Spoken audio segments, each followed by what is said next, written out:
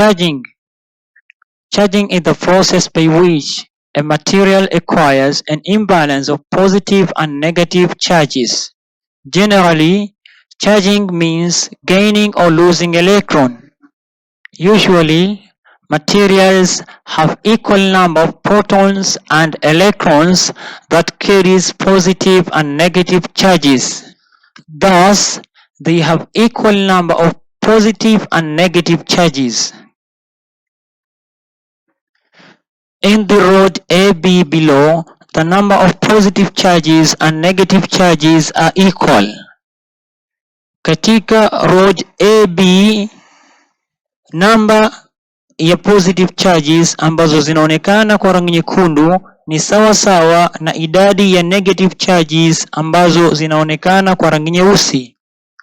Under this circumstance, the material is said to be neutral.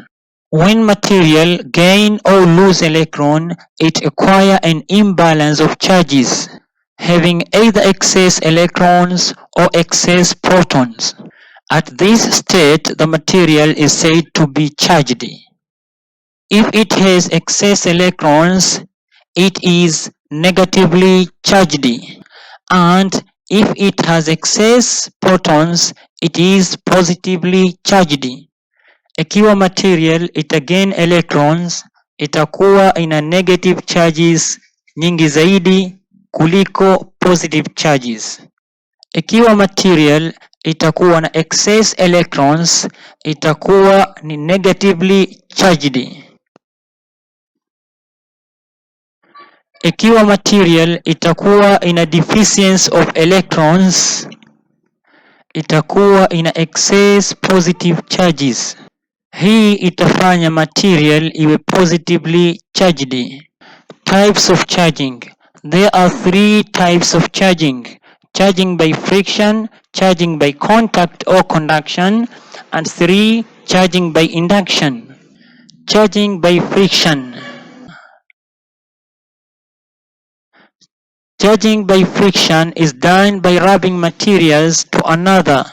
When material is rubbed by another, electrons is released from another materials and gained by another.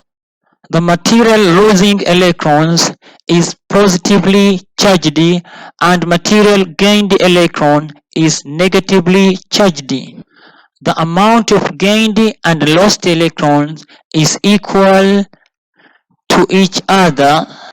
Example, rubbing a glass rod with silk or rubbing a bonite rod with a fur or cloth. When a glass rod is rubbed with silk, the electrons from the glass rod will be released, leaving the excess positive charges. Also, rubbing a bonite rod with fur. Now take and rub it with the cat's skin. Ebonite rod will gain more electrons. Thus, the ebonite rod will be negatively charged. The losing of electrons, depending on how the electrons in the material is attached to the nucleus. In the glass, electrons are loosely attached to the nucleus, so they can easily be detached and become free electrons.